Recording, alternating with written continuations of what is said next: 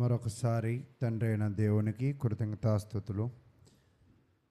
అదే విధముగా కూడి ఉన్న సంఘమునకు ప్రభు నామన వందనాలు తెలియజేస్తూ ఉన్నా. మనము ఈరోజు ఉదయకాలము నుంచి మరి దేవుణ్ణి మహిమపరచుటలో కీర్తనలు అనే దాని మీద మనము ధ్యానించడము మొదలుపెట్టాం. చాలామంది కూడా పాటలు పాడేటప్పుడు మరి డమ్ములు కొట్టే వాళ్ళగాను, వాయిద్యాలను ఉపయోగించేవారుగాను, చాలా వస్తువులను ఉపయోగిస్తూ ఆరాధిస్తూ ఉన్నారు. అటువంటి యొక్క ఆరాధన సరైనదా లేదా అనే దానిని మనం చూస్తూ వస్తూ ఉన్నాం. అయితే మొట్టమొదటిగా మనం గమనించినప్పుడు దేవునిని ఆరాధించడము అనే దాని గురించి పరిశీలనలోకి వద్దాం. పితరుల కాలములో అంటే బైబిల్లో 3 కాలాలు ఉన్నాయి. మొదటిది పితరుల కాలం. పితరుల కాలము ఎంతకాలము చరిత్ర అంటే ఆదికాండమంతా కూడా అబ్రహాము మొదలుకొని మరి యోసేపు దాకా దానిని ఏమన్నారంటే పితరుల కాలము అని తెలియజేశారు. మరి ఇశ్రాయేలు చరిత్ర ఏంటంటే ఇశ్రాయేలు నిర్గమాకాండము మరి 19వ అధ్యాయం నుంచి అది మోషే చరిత్ర కింద అంటే మోషే యుగము కింద ఉంటుంది. క్రొత్త నిబంధన అది క్రీస్తు యుగం కింద ఉంటుందన్నమాట. 3 యుగాలు పితరుల యుగము, పాత నిబంధన అబ్రహాము నుంచి మోషే దాకా, మోషే యుగము, మోషే నుంచి క్రీస్తు వరకు, క్రీస్తు యుగము ఈ రోజు నుంచి అంటే క్రీస్తు మరి దగ్గర నుంచి అది క్రీస్తు యుగంగా ప్రారంభమవుతుంది. పితరుల యుగములో దేవునిని ఫలానా విధముగా ఆరాధించాలని ఆయన తెలియజేయలేదు. కానీ మోషే కాలానికి వచ్చేపాటికి దేవునిని ఆరాధించడంలో వాళ్ళు కొన్ని విధి విధానాలు కలిగి ఉన్నట్లుగా మనం చూస్తూ ఉంటాం. చూడండి, మీరు గమనించినప్పుడు నిర్గమాకాండము 19వ అధ్యాయం 19వ అధ్యాయాన్ని మీరు పరిశీలన చేస్తూ ఉన్నప్పుడు వీళ్ళు ఐగుప్తు దేశము నుంచి బయలుదేరిన 3 నెలలలో అంటే ఇశ్రాయేలు ప్రజలు ఐగుప్తు నుంచి వచ్చేసిన తర్వాత ఇప్పటికి ఎంతకాలమైందంటే 3 నెలలు అయింది. బయలుదేరిన నాడే 3వ నెల ఆరంభ దినమందే వారు సీనాయి అరణ్యమునకు వచ్చిరి. అంటే వాళ్ళు ఎక్కడికి వచ్చారంటే సీనాయి యొక్క అరణ్యమునకు వచ్చారు అని తెలియజేస్తూ ఉన్నారు. ఈ యొక్క అరణ్యం దగ్గర మరి అదే నిర్గమకాండము 40వ అధ్యాయంలో మీకు తెలియజేస్తూ ఉంటాడు. అదే 40వ అధ్యాయంలో దేవుడు ఏం చెప్పాడంటే మోషేకి, మీరు నన్ను ఆరాధించడానికి నాకు ఒక గుడారము అనేది నిలువబెట్టవలెను అని తెలియజేశాడు. చూడండి, నిర్గమకాండము 10వ అధ్యాయము 40వ అధ్యాయము 1వ వచనం నుంచి నేను చదువుతాను. మరియు యెహోవా మోషేతో ఇట్లనెను, మొదటి నెలలో మొదటి దినమున నీవు ప్రత్యక్షపు గుడార మందిరమును నిలవబెట్టవలెను అని తెలియజేశాడు. అచ్చట నీవు సాక్ష్యపు మందసమును నిలిపి ఆ మందసము అడ్డుతెరలతో కప్పవలెను. అక్కడ మీరు గమనించినప్పుడు ఇంతాక 19వ అధ్యాయంలో ఏం చెప్పాడంటే 3వ నెల అని చెప్పాడు. ఇక్కడ ఏం చెప్పాడంటే మొదటి నెల అని చెప్పాడు. 3వ నెలకి మొదటి నెలకి మధ్యలో ఏం జరిగింది అనేది మనం పరిశీలన చేస్తూ ఉన్నప్పుడు ఐగుప్తు దేశము నుంచి మోషే సర్వ సమాజము వచ్చిన తర్వాత ఆయన సీనాయి అరణ్యంలో వీళ్ళు ఉన్నారు. ఎంతకాలము సీనాయి అరణ్యంలో ఉన్నారంటే ఇంచుమించుగా సంవత్సరము పాటు అక్కడే ఉన్నారు. 3వ నెలలో వచ్చిన తర్వాత నుంచి మరలా 1వ నెల తర్వాత సంవత్సరం వచ్చే 1వ నెల దాకా వాళ్ళు అక్కడే ఉన్నట్లుగా మనం చూస్తూ ఉంటాం. అంటే మనం చరిత్రను పరిశీలన చేస్తున్నప్పుడు సీనాయి అరణ్యము లేదా సీనాయి పర్వతము దగ్గర వీళ్ళు ఎంతకాలం ఉన్నారంటే సంవత్సరం పాటు ఉన్నారు. ఈ సంవత్సరం పాటు ఏం జరిగిందంటే మోషే సీనాయి కొండకు వెళ్ళిన తర్వాత దేవుడు అక్కడ ఆయనతో 40 రోజులు అక్కడే ఉన్నట్లుగా మనం చూస్తాం. అంటే మోషే సీనాయి కొండ మీద 2 సార్లు ఉన్నాడు 40 రోజులు. 40 ఎంత? 80 రోజులు. ఈ 80 రోజుల తరువాత ఏమి జరిగింది అంటే దేవుడు అతనికి కొన్ని ఆజ్ఞలను ఇచ్చాడు. 2 రాతి పలకలను ఇచ్చాడు. ఈ పలకలను ఏం చేయమన్నాడంటే నీ సర్వ సమాజానికి తెలియజేయమన్నాడు. అంటే సీనాయి అరణ్యంలో వాళ్ళు సంవత్సరం పాటు ఎందుకు ఉన్నారంటే దేవుని యొక్క మాటలను మోషే విని మోషే ఏం చేశాడంటే అనేకులకు తెలియజేశాడు. అప్పుడు దేవుడైన యెహోవా ఆయనకు తెలియజేసింది ఒక విశేషం ఏమిటి అంటే ఆయనను ఎలాగ ఆరాధించాలంటే ఆయన కొరకు దేవుడు ఏం చెప్పాడంటే ఒక గుడారము ఏర్పాటు చేయమన్నాడు.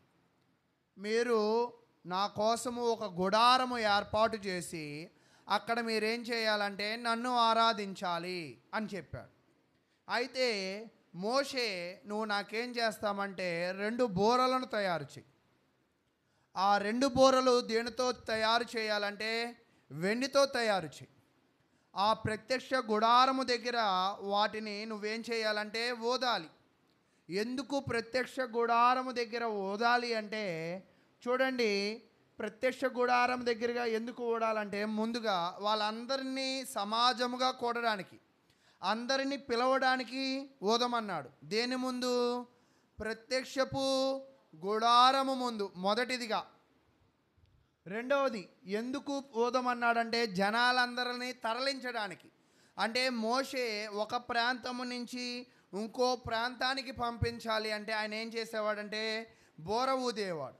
బోర ఊదగానే ఒక బోర అర్థం ఏమిటి అంటే అందరూ రావాలని, ఇంకొక బోర అర్థం ఏంటంటే మీరన్నీ సర్దుకుని ప్రయాణము చేయాలని. ఓకేనా? మూడో బోరకి అర్థం ఏమిటి అంటే యుద్ధానికి వెళ్ళాలి అని, శత్రువులను జయించాలి అని మూడో అర్థం. అంటే నాలుగో అర్థం ఏమిటి అంటే దేవునికి బలులను అర్పించాలి. అంటే ఇక్కడ నేను ఎందుకు ఈ విషయాలు మరలా తెలియజేస్తున్నానంటే దేవుడు మొట్టమొదటి నుంచి ఆయనను ఆరాధించినప్పుడు ప్రతీదీ కూడా చాలా ప్రత్యేకముగా, చాలా స్పెసిఫిక్గా, చాలా క్లియర్గా నన్ను మీరు ఇలా ఆరాధించండి అని మొదటి నుంచి ఎంతో వివరంగా ఆయన తెలియజేశాడు. మోషేకి ఏం చెప్పాడంటే మొట్టమొదటిగా గుడారము నిర్మించమన్నాడు. ఆ గుడారములో ఏముంచమన్నాడంటే మందసం అనే దానిని ఉంచమన్నాడు. మందసము అంటే ఏమిటి అంటే అది ఒక టంకు పెట్టేలాగా ఉండే ఒక వస్తువు. దానిలో ఏముండేవంటే అహరోను చేతికర్ర లేదా మందసములో ఉండేవి ఏంటంటే 2 రాతి పలకలు. అవి తర్వాత వాళ్ళు ఆ మందసములో ఉంచేవాళ్ళు. ఎందుకు వాటిని ఆ మందసములో ఉంచారంటే దేవుడు వాళ్ళకిచ్చిన వాటిని వాళ్ళు భద్రము చేసుకుని దేవుడు మహిమ దానిలో ఉన్నది అని అన్నదానికి ఆ మందసాన్ని వాళ్ళు ఉంచుకున్నారు. అయితే ఇక్కడ మనం ఈరోజు చదువుకునే విషయం ఏమిటి అంటే దేవుడిని మహిమపరచుటలో దేవుడు ఏం తెలియజేశాడంటే ఆయన 2 వెండి బోరలను తెచ్చుకోమన్నాడు. మొదటిగా చూడండి, నాతో పాటు చెప్పండి, సమాజముగా కూడడానికి మొదటి బోర. రెండవ బోర ఏంటంటే తరలించడానికి. మూడోసారి బోధ దేనికి ఊదేవాళ్ళంటే శత్రువుల మీద యుద్ధానికి. నాలుగోసారి బోర దేనికి ఊదేవాళ్ళంటే ఊదేవాళ్ళు. అయితే ఇక్కడ ఇన్స్ట్రుమెంట్స్ ఏమీ ఉపయోగించాల, సితార ఉపయోగించాల, వాయిద్యాలు ఉపయోగించాల. కానీ ఈరోజు చాలా చర్చిల్లో ఏం ఉపయోగిస్తున్నారంటే ఇన్స్ట్రుమెంట్స్ ఉపయోగిస్తున్నారు, అంటే మ్యూజిక్ యంత్రాంగాలు ఉపయోగిస్తున్నాడు. కానీ దేవుడితో సరాసరి మాట్లాడిన మోషేనే ఏం ఉపయోగించాలా? ఇన్స్ట్రుమెంట్స్ ఉపయోగించాల. కానీ ఏమి ఉపయోగించాలో దేవుడు ఎవరికి చెప్పాడంటే మోషేకి చెప్పాడు. మోషేకి చెప్పిన తర్వాత మనము ముందుకు వెళ్ళిపోయినట్లయితే మీరు గమనించినప్పుడు ఇన్స్ట్రుమెంట్స్ ఎక్కడ ఉపయోగించారు అనేది మనం చూస్తూ ఉన్నప్పుడు మీరు చూడండి, మొదటి సమూయేలు గ్రంథము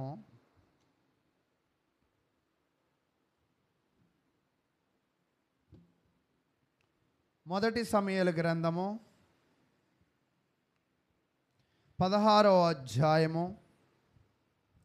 మొదటి సమూయేలు గ్రంథము 16వ అధ్యాయము 23వ వచనానికి మనం వచ్చేద్దాం. దేవుని యొద్ద నుండి దురాత్మ వచ్చి సౌలును పట్టినప్పుడు దావీదు సితార చేపట్టుకుని వాయింపగా దురాత్మ అతనిని విడిచిపోయాను, అతడు సేదదీరి బాగాయెను. అంటే ఇన్స్ట్రుమెంట్స్ ఎక్కడెక్కడ ఉపయోగించారంటే మనం ఉదయకాలమును కూడా గమనించాం. మిరియాము సితార ఎప్పుడు ఉపయోగించింది అంటే సంతోషంలో ఉపయోగించింది. లాబాను దేనికి ఉపయోగించాడంటే మ్యూజిక్ అనేది సంతోషంలో ఉపయోగించాడు. ఇక్కడ సౌలు కాలంలో దావీదు కూడా సితారను ఉపయోగించాడు. సౌలుకు దురాత్మ పట్టినప్పుడు దావీదు ఇన్స్ట్రుమెంట్ ఉపయోగించినట్లుగా చూస్తూ ఉంటాం. అంటే ప్రతిసారి ఈ ఇన్స్ట్రుమెంట్ని వీళ్ళు దేవునిని ఆరాధించడానికి ఉపయోగించలేదు. దేనికోసం ఉపయోగించారంటే రకరకాల వ్యవస్థలో రకరకాల పరిస్థితుల్లో వాటిని ఉపయోగించారు. కానీ మొట్టమొదటి నుంచి ఇప్పటిదాకా మనం చూస్తున్నప్పుడు ఇప్పటిదాకా దేవునిని ఆరాధించినప్పుడు వాళ్ళు ఎక్కడా కూడా ఇన్స్ట్రుమెంట్స్ ఉపయోగించాల. మరి దావీదు సరికి వచ్చేపాటికి భూమి పుట్టి దావీదు సరికి వచ్చేపాటికి ఎన్ని వేల సంవత్సరాలు అయిందంటే 3000 సంవత్సరాలు అయింది. అంటే దేవునిని ఆరాధించడంలో ఎక్కడా కూడా వీళ్ళు ఏం ఉపయోగించలేదంట. ఎటువంటి సితారలు, ఎటువంటి డ్రమ్ములు, ఎటువంటి పియానాలు, ఎటువంటి పిల్లన గ్రోవులు, ఎటువంటి మ్యూజిక్ ఇన్స్ట్రుమెంట్స్ ఎక్కడా కూడా ఉపయోగించాల. అంటే 3000 సంవత్సరాల దాకా దేవునిని వాళ్ళు ఇటువంటి విషయాల్లో వాళ్ళు ముందుకు లేరు. అయితే ఇన్స్ట్రుమెంట్స్ ఇంకెక్కడ ఉపయోగించారు అని చూస్తే అదే సమూయేలు గ్రంథము 18వ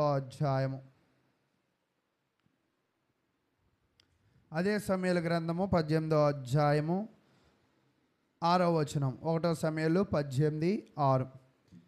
దావీదు ఫిలిష్తీయుని హతము చేసి తిరిగి వచ్చినప్పుడు స్త్రీలు ఇశ్రాయేలీలు ఓటలన్నిటిలో నుండి తంబూరులతోనూ సంభ్రమముతోనూ వాయిద్యములతోనూ పాడుచు నాట్యమాడుచు రాజైన సౌలును ఎదుర్కొనుటకై వచ్చిరి అని చెప్పాడు. అయితే మీరు ఇక్కడ గమనించారా, మనం ఇప్పటిదాకా ఏం చూసామంటే ఇన్స్ట్రుమెంట్స్ ఉపయోగించలేదు దేవునిని ఆరాధించడంలో. మరి దేనిలో ఉపయోగించారంటే ఇంతకేమో దురాత్మ పట్టినప్పుడు, అంటే మన భాషలో దెయ్యం అంటారు కదా, అది పట్టినప్పుడు వాళ్ళు ఉపయోగించారు. మరి మరలా ఇక్కడ ఎప్పుడు ఉపయోగించారంటే యుద్ధములో దావీదు యుద్ధాన్ని గెలిచినప్పుడు ఇన్స్ట్రుమెంట్స్ అనేది ఉపయోగించడం అనేది చూస్తూ ఉన్నాం. అంటే ఒక్కోసారి వాయిద్యాలను సితారలను ఒక్కో సందర్భంలో ఏమో సంతోషమైన సందర్భంలో ఉపయోగించాం. కొన్ని సందర్భాల్లో మనం చూస్తూ ఉన్నప్పుడు మరి ఇదిగోండి అపవిత్ర ఆత్మలను వెళ్ళగొట్టేటప్పుడు కూడా ఉపయోగించాం. అయితే మీరు గమనించినప్పుడు న్యాయాధిపతుల గ్రంథము 11వ అధ్యాయం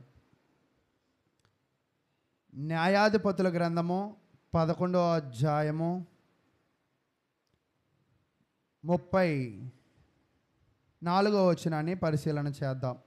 న్యాయాధిపతుల గ్రంథము 11వ అధ్యాయము 34వ వచనం.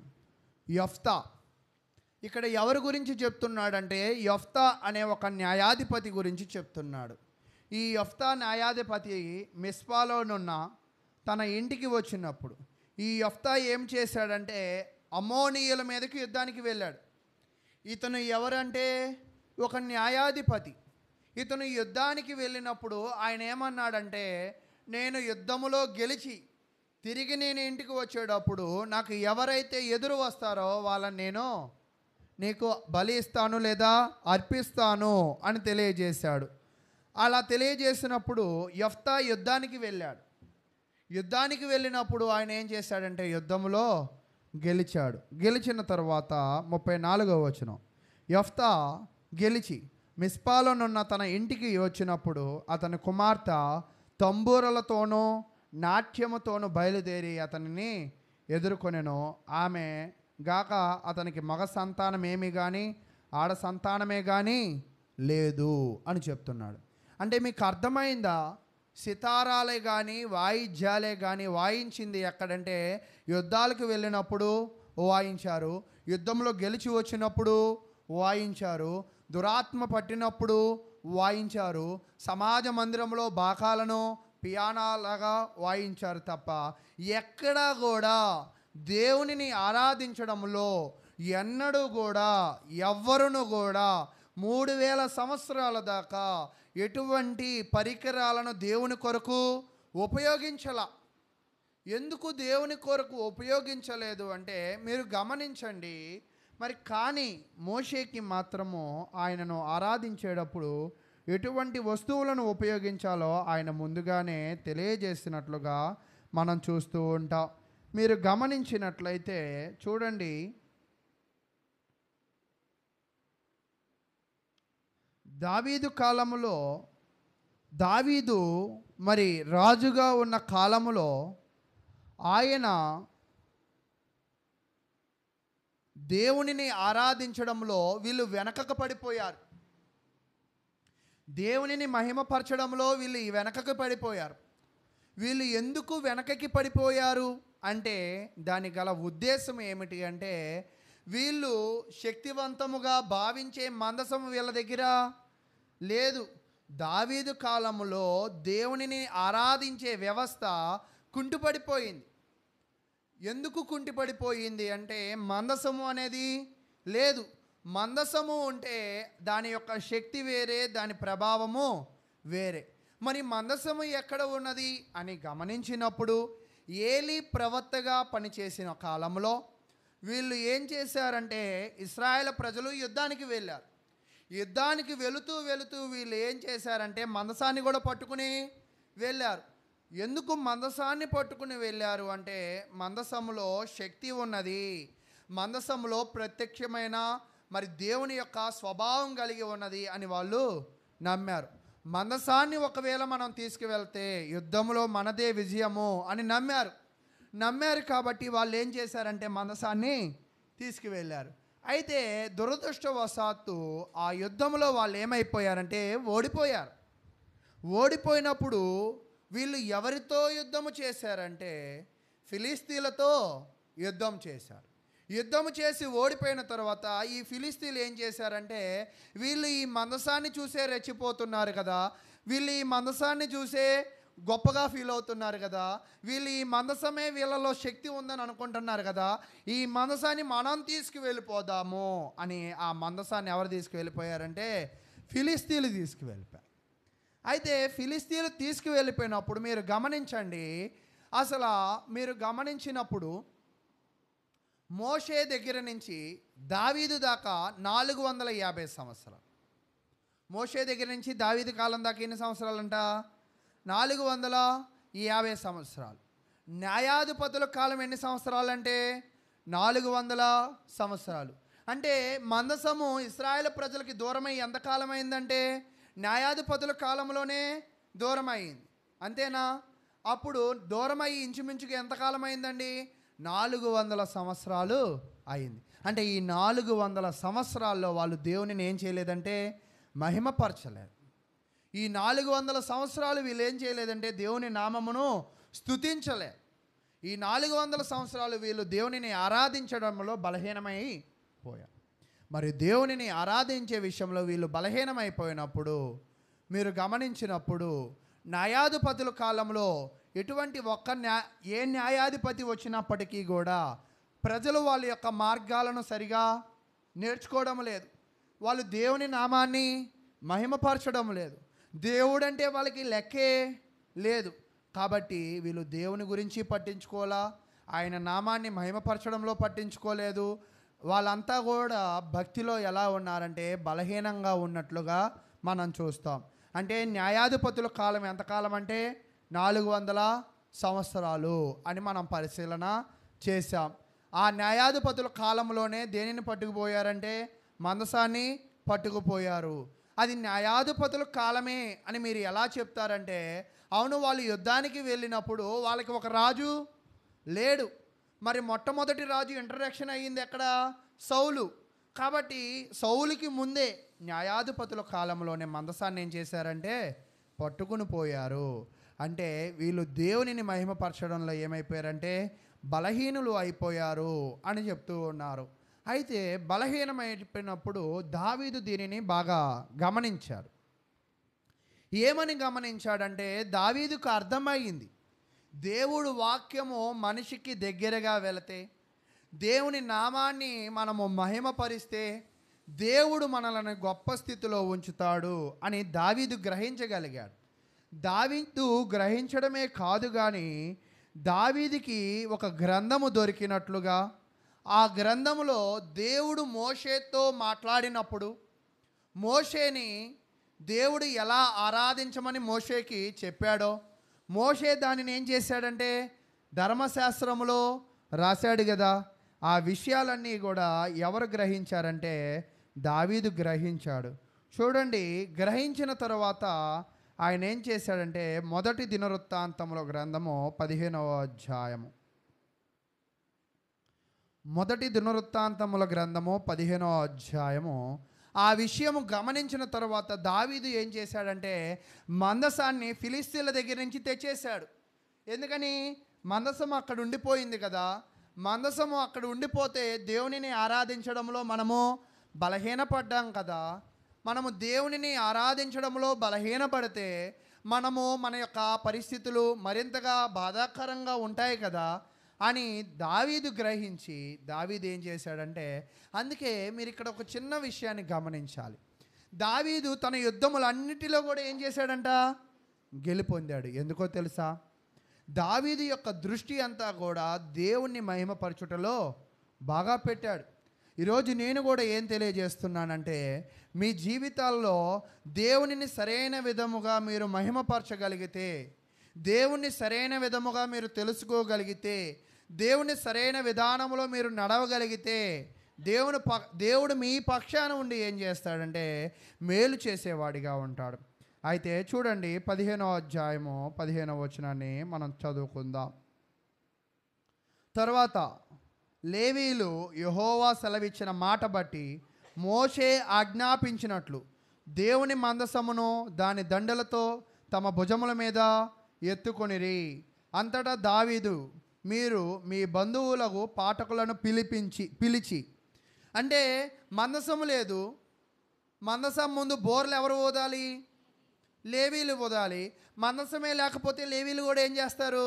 వాళ్ళ పని వాళ్ళు చేసుకుంటారు. కాబట్టి దావీదు ఏం చేశాడంటే మందసాన్ని తెచ్చాడు. మందసము తావడమే కాదు, ఎవరిని కూడా పిలిపించాడంటే ఆ మందసం ముందు పాటలు పాడడానికి లేవీలను కూడా పిలిపించాడు.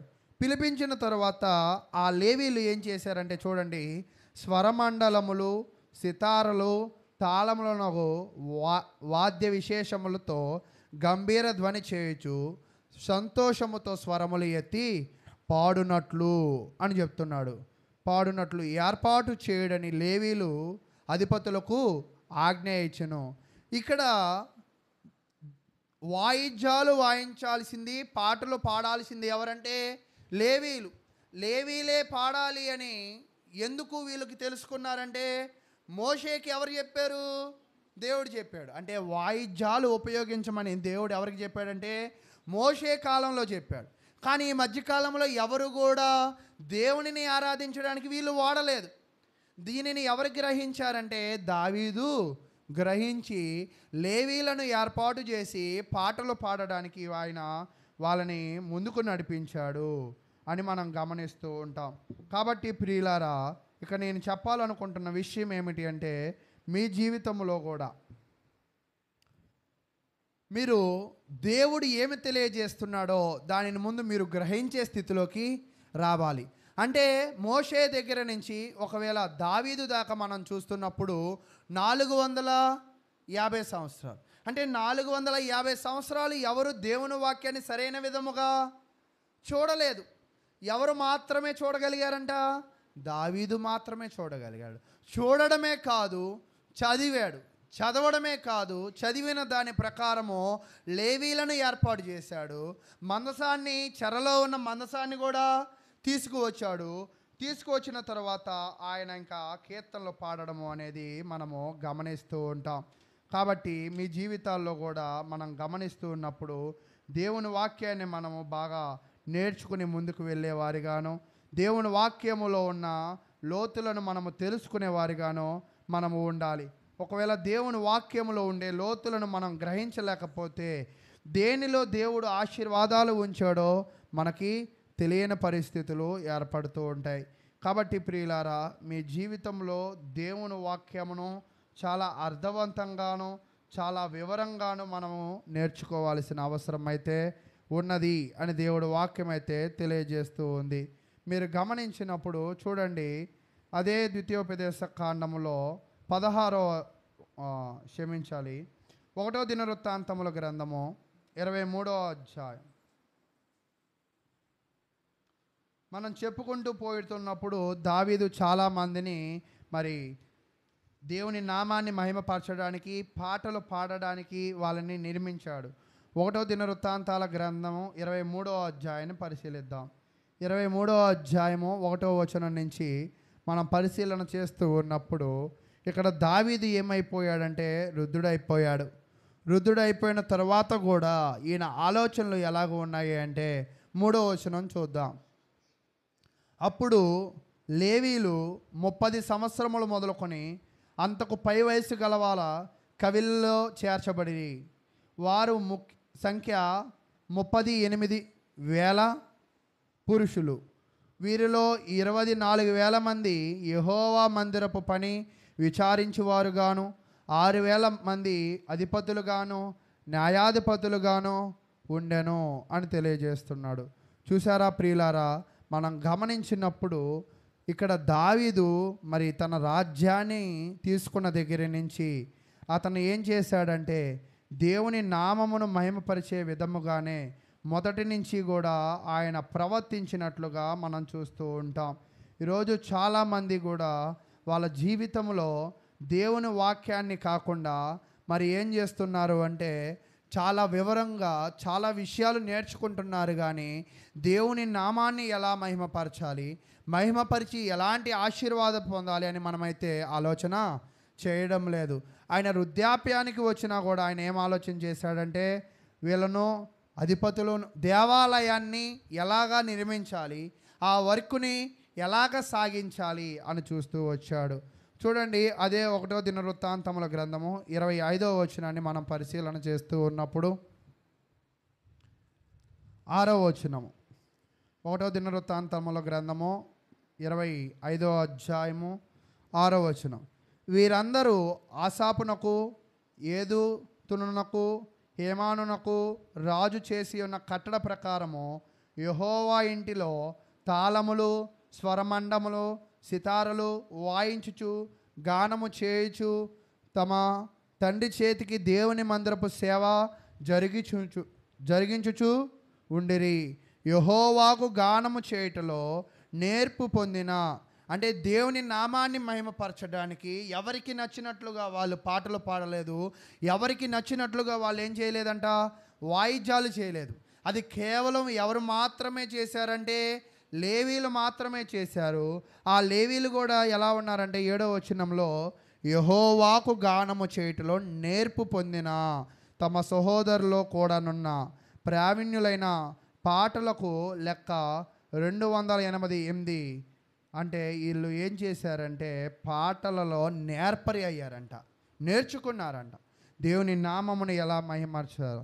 అయితే మీరు కింద అలాగా గమనించినట్లయితే చూడండి, 10వ వచనం 11వ వచనం అదంతా కూడా మొదటిసారి 3వది జక్కూరు పేరట పాడెను, 4వది ఎజ్రా పేరట పాడెను. అలాగా దేవుని నామమును మహిమపరిచే విధముగా వీళ్ళు ఏం చేశారంటే వారి వారి యొక్క భాగము ప్రకారము, వారి వారి వంతు ప్రకారంగా ఏం చేశారంట, దేవుని నామమును మహిమపరిచారు అని గమనిస్తూ ఉన్నాం. కాబట్టి వాయిద్యాలు మ్యానుఫ్యాక్చరింగ్ ఎక్కడ జరిగిందంటే దావీదు కాలంలోనే జరిగింది. అంటే భూమి పుట్టి అప్పటికి ఎంతకాలం అయిందంట, 3000 సంవత్సరాలు. ఈ 3000 సంవత్సరాల్లో ఎటువంటి మ్యానుఫ్యాక్చరింగు జరగలేదు, ఎటువంటి వాయిద్యాలు నిర్మాణము చేయలేదు, ఎటువంటి వాయిద్యాలను కూడా వాళ్ళు ఏం చేయలేదంట, వాయించలేదు. దేనికి వాయించలా, దేవుని కొరకు ఆరాధించడం కొరకు. ఇంతకుముందు దేనికి వాడించారంటే సంతోషంలో వాయించారు, చావులకు వాయించారు, శుభకార్యాలకు వాయించారు, యుద్ధంలో గెలిచినప్పుడు వాయించారు, రకరకాల పద్ధతుల్లో వాయించారు. కానీ దేవుని కొరకు వాయించింది మొట్టమొదటిగా మనం ఎక్కడ చూస్తున్నామంటే బైబిల్లో దావీదు కాలంలో మాత్రమే చూస్తున్నాము. అది దేవుడు దావీదుకు చెప్పాడా, మోషేకి చెప్పాడా? మోషేకి చెప్పాడు. ఆ చెప్పింది చదివింది ఎవరు? దావీదు. అయితే ఇదంతా కూడా ఏ యుగంలో జరుగుతుంది? పితరుల యుగమా, మోషే యుగమా? మోషే యుగంలో జరుగుతుందని మనమైతే గమనించాల్సిన అవసరం అయితే ఉన్నది. కాబట్టి ప్రియులారా, అయితే దావీదు తరువాత దావీదు వృద్ధాప్యానికి వచ్చాడు కదా, ఆలయ నిర్మాణానికి చాలా వందల మందిని, వేల మందిని నిర్మించాడు కదా. ఆయన తరువాత మరలా దేవుని నామాన్ని మహిమపరచడంలో వీళ్ళు ఏమైపోయారంటే బలహీన పడిపోయారు. బలహీన పడిపోయిన తరువాత మరలా 380 సంవత్సరాల దాకా దేవుని నామాన్ని సరైన విధంగా వీళ్ళు మహిమపరచల. మరలా ఎవరు వచ్చారంటే హిజ్కియా వచ్చాడు. హిజ్కియా దావీదు పుట్టిన తరువాత 380 సంవత్సరాల తర్వాత ఎవరు వచ్చారంట? హిజ్కియా వచ్చాడు. అంటే మీరు గమనించండి, వీళ్ళు బలహీన పడ్డప్పుడల్లా కూడా 400 సంవత్సరాలు ఇంచుమించు కూడా. న్యాయాధిపతుల కాలం ఎన్ని సంవత్సరాలు అన్నాం? 400. ఆ 400 సంవత్సరాలు దేవుని నామాన్ని వాళ్ళు మహిమపరచనప్పుడు వాళ్ళ పరిస్థితి ఎలా ఉంది? చాలా అధ్వానంగా ఉంది, చాలా బాధాకరంగా ఉంది, చాలా ఇబ్బందులు పడ్డారు. మరలా దావీదు కాలంలో దేవుని నామాన్ని మహిమపరిచినప్పుడు ఏం జరిగింది? దేవుడు వారి యొక్క యుద్ధాల్లో మేలు చేశాడు. దావీదు కాలంలోనే దేవుడు ఏం చేశాడంటే దేవాలయాన్ని నిర్మాణం చేశాడు.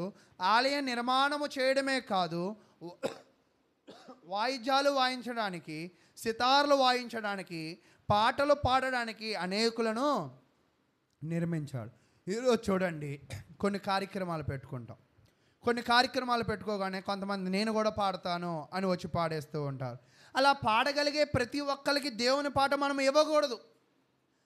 పాత నిబంధన కాలంలో లేవీలు మాత్రమే ఎలా పాడారో, ఈ కొత్త నిబంధన కాలంలో కూడా దేవుడు ఎవరి యొక్క పాటలను మాత్రమే అంగీకరిస్తాడంటే క్రీస్తునందు విశ్వాసము కలిగిన వారి యొక్క కీర్తనలు మాత్రమే అంగీకరిస్తాడు.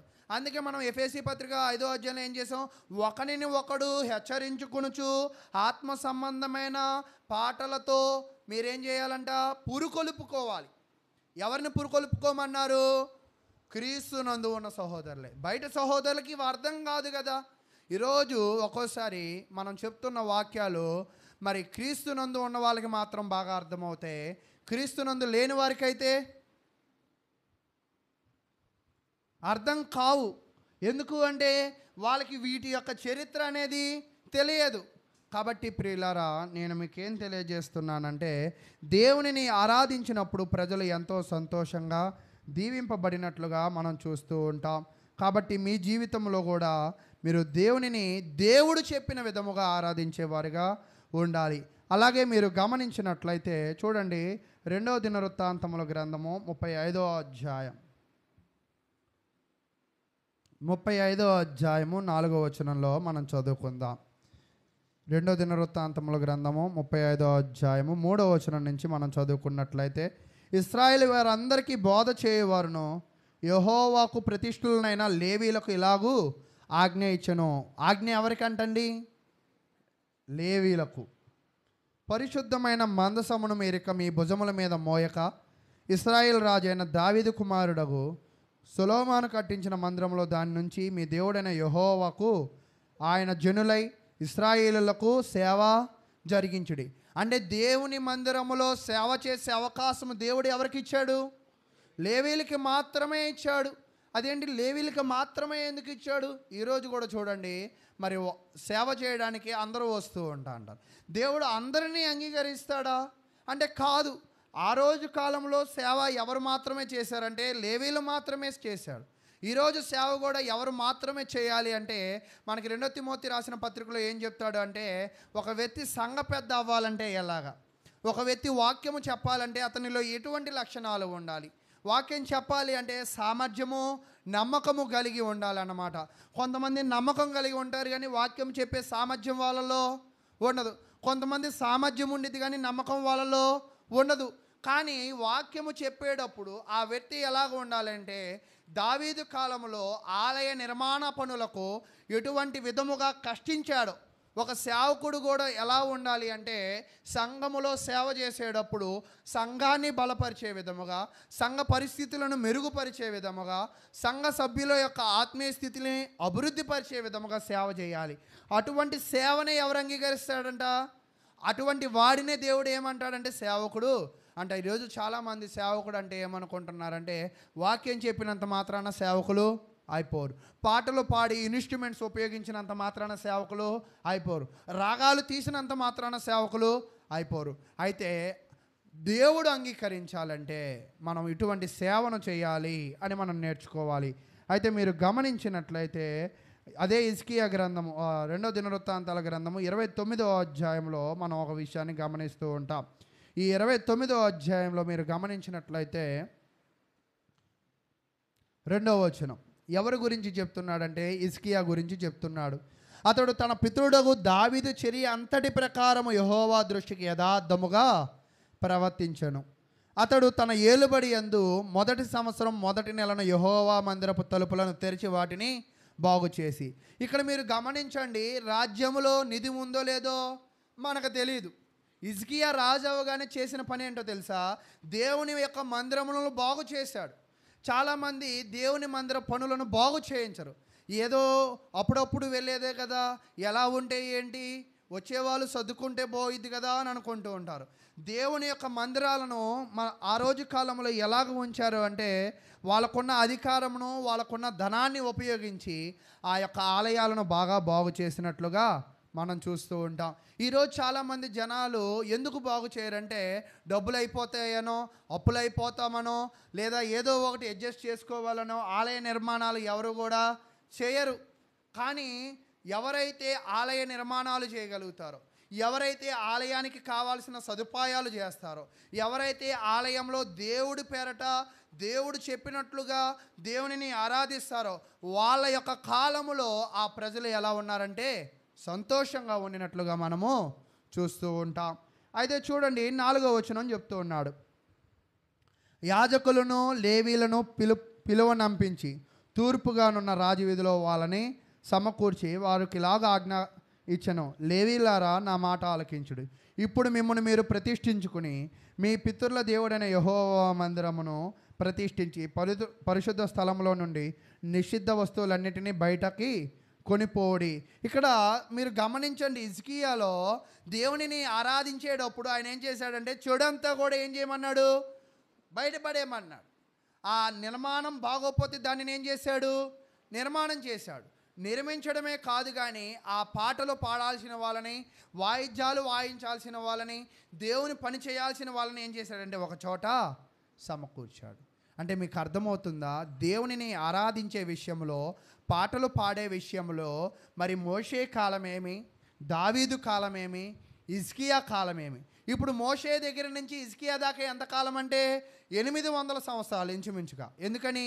మోషే నుంచి దావీదు దాకా 450, తర్వాత దావీదు దగ్గర నుంచి హిజ్కియా దాకా 380 ఇంచుమించుగా అనుకున్నాం కదా. అంటే మీరు గమనించినప్పుడు అక్కడ 400, ఇక్కడ 300, 700, 750, ఇక్కడ 80, అంటే ఇంచుమించుగా ఎంత అయిపోయింది? 900 సంవత్సరాలు అయిపోయింది. అంటే దేవునిని దేవుడు చెప్పినట్లుగా ఆరాధించింది ఎప్పుడు అంటే ఇటువంటి రాజుల కాలంలోనే ఆరాధించారు తప్ప మిగతా అన్ని సందర్భాలలో కూడా వాళ్ళకి నచ్చినట్లుగా దేవునిని ఆరాధించారు.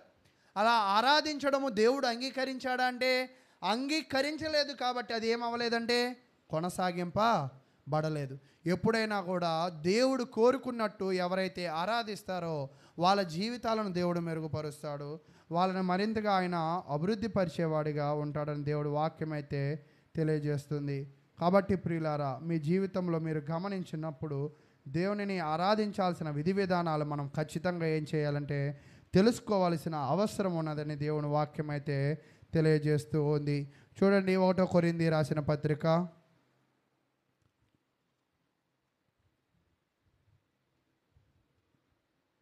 14వ అధ్యాయము, 1 కొరింథీ రాసిన పత్రిక 14వ అధ్యాయము 15వ వచనాన్ని మనం పరిశీలన చేద్దాం. ఇప్పటిదాకా మనము మోషే కాలంలో మోషే చెప్పిన దాని ప్రకారం దావీదు చేశాడు. మోషే చెప్పిన ప్రకారం ఎవరు చేశారు? హిజ్కియా చేశాడు. మోషే చెప్పిన ప్రకారం ఎవరు చేశారంటే యెహోయాదా అనే రాజు కూడా చేశాడు. కానీ ఈ కాలంలో మనం మోషే చెప్పినట్టు చేయాలా, క్రీస్తు చెప్పినట్టు చేయాలా? క్రీస్తు ఏం చెప్పాడంటే 1 కొరింథీ 14:4 ఒక విషయం చెప్తున్నాడు. కాబట్టి ఆత్మతో ప్రార్థన చేతురు, మనసుతో ప్రార్థన చేతురు. ఆత్మతో పాడుదును, మనసుతోనూ పాడుదును. ఇక్కడ ఎక్కడైనా కూడా మీరు గమనించినప్పుడు వాయిద్యాలు కనపడ్డాయా మీకు? ఇక్కడ ఎక్కడైనా కూడా మరి సితారాలు కనపడ్డాయా మీకు? ఇక్కడ ఎక్కడైనా పియానాలు కనపడ్డాయా? అంటే ప్రియులారా, కొత్త నిబంధన కాలానికి వచ్చేటప్పటికి పాత నిబంధన కాలానికి కొత్త నిబంధన కాలానికి చాలా వ్యత్యాసము ఉన్నది. ఆ రోజు కాలంలో వాళ్ళు ఎవరి మాట వినాల్సిన అవసరం ఉన్నది అంటే మోషే ధర్మశాస్త్ర ప్రకారంగా నడుచుకోవాల్సిన అవసరం ఉంది. కానీ కొత్త నిబంధన కాలానికి వచ్చేపాటికి మనము మోషే ధర్మశాస్త్ర ప్రకారంగా నడవకూడదు. మరి మనం మోషే ధర్మశాస్త్ర ప్రకారంగా నడవాలంటే పాటలు ఎవరు మాత్రమే పాడాలి? లేవీలు మాత్రమే పాడాలి. ఆ పాటలు కూడా వాళ్ళు ఎక్కడ పాడేవాళ్ళంటే సమాజ మందిరంలో, ప్రత్యక్షపు గుడారములో, దేవుని ఆలయంలో పాడేవాళ్ళు. మనం కూడా ఇప్పుడు పాటలు పాడాలంటే ఎక్కడికి వెళ్ళిపోవాలా? యెరూషలేము దగ్గరికి వెళ్ళిపోవాలి. కానీ ఈరోజు మనము ఏ కాలంలో ఉన్నామంటే క్రొత్త నిబంధన కాలంలో ఉన్నాం. అంటే ఇప్పుడు పాడే విధానము, దేవుని నామమును మహిమపరిచే విధానంలో కూడా వేరియేషన్ వచ్చింది. ఈ వేరియేషన్ తీసుకొచ్చింది ఎవరంటే యేసుక్రీస్తు ప్రభువారు. యేసుక్రీస్తు ప్రభువారిని అందుకే ఒక సమరయ స్త్రీ అడుగుతుంది, అయ్యా మరి దేవుని ఎలాగ ఆరాధించాలి అంటే ఆయన చెప్తున్నాడు, అమ్మా ఒక కాలము వచ్చును, ఆ కాలము వచ్చే ఉన్నది. దేవునిని ఆరాధించువారు ఆత్మతోనూ సత్యముతోనూ ఆరాధించాలి. అంటే దేవుడు మరి గతంలో ఏం కోరుకున్నాడంటే మరి సంగీత వాయిద్యాలతోనూ సితార్లతోనూ లేవీలు పాడాలి అని కోరుకున్నాడు. కానీ కొత్త నిబంధన కాలం వచ్చేపాటికి అపోస్తుల కార్యంలో 10వ అధ్యాయంలో కూడా ఏం చెప్పాడంటే యేసుక్రీస్తు అందరికీ ప్రభు. ఆ ప్రభువుని ఎవరైతే నమ్మారో, ఆ ప్రభువుని ఎవరైతే అనుసరిస్తున్నారో ఆ ప్రభువు మాటల ప్రకారంగా మనం ఏం చేయాలంట? జీవించాలి. అంటే ఇప్పుడు యేసుక్రీస్తు ప్రకారంగా మనము ఎవరిని ఆరాధించాలి? దేవునిని ఆరాధించాలి. మరి యేసుక్రీస్తు ఏం చెప్పాడంటే ఆరాధించే విధానము ఆత్మతోనూ సత్యముతోనూ మనము దేవునిని ఆరాధించాలి. అదేంటండి ఇక్కడ ఆత్మతోనూ మనసుతో పాడుదును అంటే మీకు ఉదయకాలం కూడా చెప్పాను. సంగీతంలో 2 రకాల సంగీతాలు ఉన్నాయి. ఒకటి ఏంటంటే వాయిద్య సంగీతము, రెండోది ఏంటంటే గాత్ర సంగీతము. ఇక్కడ వాడబడిన సంగీతం అనే అర్థానికి ఏంటంటే making melody in your heart. అంటే ఇక్కడ పాటలు ఎలా పాడాలంటే నీ హృదయంలో నుంచి రావాలి. దేని నుంచి రావక్కర్లేదు. ఒక తబాలా నుంచి రాకూడదు, ఒక సితార నుంచి రాకూడదు, ఒక పియానా నుంచి రాకూడదు, ఒక మ్యూజిక్ బాక్స్ నుంచి రాకూడదు. ఒక పాట ఇప్పుడు ఎక్కడ నుంచి రావాలంటే నీ హృదయ అంతరంగంలో నుంచి రావాలంట. అంటే ప్రియులారా, చాలామంది కీర్తనలు ఎలా పాడుతున్నారంటే ఈ గాత్రముతో పాడుతున్నారు, ఈ బుర్రలో ఉన్న ఆలోచనలతో పాడుతున్నారు. కానీ ఒక వ్యక్తి పాట ఎలా పాడాలి అంటే మీకు గమనించా, సంగీతము అంటే అర్థం ఏమిటంటే భావము, తాళము, రాగము. అంటే మీరు పాడే కీర్తనను ఫీల్ అవ్వాలి. ముందు మీరు ఫీల్ అవ్వాలి అంటే మీ ఆత్మ, మీ మనసు యాక్టివేట్గా ఉండాలి. మీరు దానిని నిమగ్నం చేయాలి. అందుకే మీరందరూ దేవుని వాక్యము మీద ఆరాధించేటప్పుడు ఏకదృష్టి పెట్టాలి. అందుకే మరి మీరు అమెరికా ప్రాంతాల్లో చూస్తూ ఉన్నప్పుడు వాళ్ళు ఏం చేస్తారంటే ఆరాధనకి ఒక అరగంట ముందే వచ్చేసేవాళ్ళంట. వచ్చేసి ఏం చేసేవాళ్ళంటే బాగా పాటలు పాడేవాళ్ళంట. బాగా పాటలు పాడిన తర్వాత వాళ్ళ హృదయాలు, వాళ్ళ దృష్టి అంతా కూడా చాలా స్థిరంగా ఉండేదండి. అప్పుడు ఆరాధన ప్రారంభించేవాళ్ళని. అంటే పాటలు పాడిన తర్వాత అప్పుడు ఆరాధన ప్రారంభించి మళ్ళీ పాటలు పాడేవాళ్ళు. అంటే ముందు పాడిన పాటలు దేనికి అనుకున్నారు? వాళ్ళ హృదయాన్ని, వాళ్ళ యొక్క ఆత్మను ఒకటి చేస్తూ వాళ్ళు దేవునిని ఆరాధించే విషయంలో ఏకత్వాన్ని పొందుటకు, ఏకదృష్టిని కలగజేయడానికి వాళ్ళు అలాగా చేశారు. ఈరోజు మనం చూడండి, చాలామంది కూడా పాటలు అయిపోయాక వచ్చేవాళ్ళు ఉన్నారు, ఆరాధన మధ్యలో వచ్చేవాళ్ళు ఉన్నారు, అసమయానికి వచ్చేవాళ్ళు ఉన్నారు. మరి అటువంటి వారి యొక్క ఆరాధన దేవుడు అంగీకరిస్తాడంటే 100కి 100 ఆయన అంగీకరించడు అని తెలియజేస్తున్నాడు. మరి అది అంగీకరించట్లేదు అంటే మరి దేవునిని ఆరాధించడం వల్ల మనకేమొచ్చిద్దంటే మేలు కలిగిద్ది.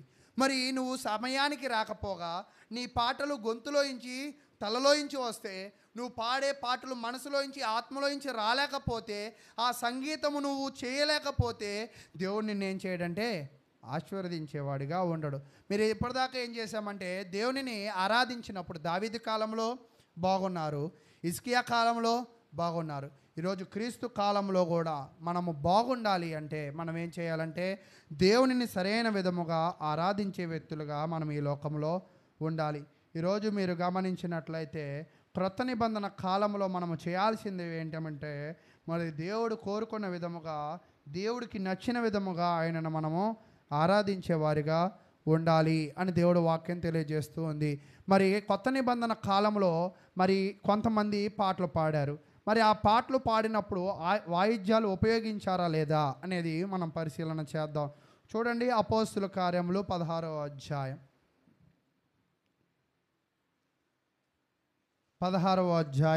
25వ వచనాన్ని మనం చదువుకుందాం. అపోస్తుల కార్యములు 16వ అధ్యాయము 25వ వచనము. అయితే మధ్యరాత్రి వేళ పౌలును శీలయు దేవుణ్ణి ప్రార్థించుచు కీర్తనలు పాడుచూ నుండిరి. అంటే ఇంతకుముందు పాటలు పాడాలి అంటే షీలోహులో ఉన్న దేవుని మందిరం గుడారంలో పాడేవాళ్ళు, లేదా యెరూషలేములో ఉన్న దేవాలయంలో పాడేవాళ్ళు, లేవీలు మాత్రమే పాడేవాళ్ళు, సితార్లు పట్టుకుని పాడేవాళ్ళు. కానీ క్రొత్త నిబంధన కాలంలో పాటలు ఎలా పాడాలంటే ఆత్మతోనూ సత్యముతోనూ పాడాలి, ఆత్మతోనూ మనసుతోనూ పాడాలి. అయితే ఎప్పుడెప్పుడు పాడాలి అనేది ఇక్కడ చూస్తున్నప్పుడు వాళ్ళు చూస్తున్నారు. చూడండి, దేవునిని ప్రార్థించుచు కీర్తనలు పాడుచుండిరి. వీళ్ళు కీర్తనలు పాడినప్పుడు వీళ్ళు ఎక్కడ ఉన్నారంటే జైల్లో ఉన్నారు. జైల్లో ఉన్నప్పుడు వీళ్ళకి సితార ఉందా? జైల్లో ఉన్నప్పుడు వాయిద్యాలు ఉన్నాయా? అంటే పాటలు పాడినప్పుడు క్రొత్త నిబంధన కాలంలో కూడా ఎవరు వాయిద్యాలు వాయించాల. మనము ఎవరి బోధను అనుసరించాల్సిన అవసరం ఉందంటే యేసుక్రీస్తు మాటలను, అపోస్తుల యొక్క బోధ యందు మన అందరము కూడా ఉండాలి. మరి అపోస్తుల్లో పౌలు కూడా ఒక అపోస్తులుడే. మరి అపోస్తుడైన పౌలు ఎక్కడా కూడా ఏం ఉపయోగించలేదంట? వాయిద్యం ఉపయోగించాల, ఇన్స్ట్రుమెంట్ ఉపయోగించాల. అంటే ఈయన ఇన్స్ట్రుమెంట్ ఉపయోగించలేదంటే మనము కూడా ఉపయోగించాల్సిన అవసరము లేదు. అయితే ఈయన పాటలు ఎప్పుడెప్పుడు పాడాడంటే ఆయనకు సంతోషం కలిగినప్పుడల్లా కూడా ఆయన పాటలు పాడాడు. ఈరోజు దేవుని నామమును మనం ఎక్కడెక్కడ మహిమపరచవచ్చు అంటే ఎక్కడైనా కూడా మనం ఆయనను కీర్తనల ద్వారా మహిమపరచవచ్చు. అందుకే పొద్దున కూడా చెప్పా, యాకోబు రాసిన పత్రిక 5వ అధ్యాయం, సంతోషము కలిగిన కీర్తనలను పాడవలెను. నీ జీవితంలో నీకు దేవుడు సంతోషాన్ని ఎప్పుడు ఇస్తాడో అనుక్షణము కూడా నువ్వు కీర్తనలను పాడుకోవచ్చు.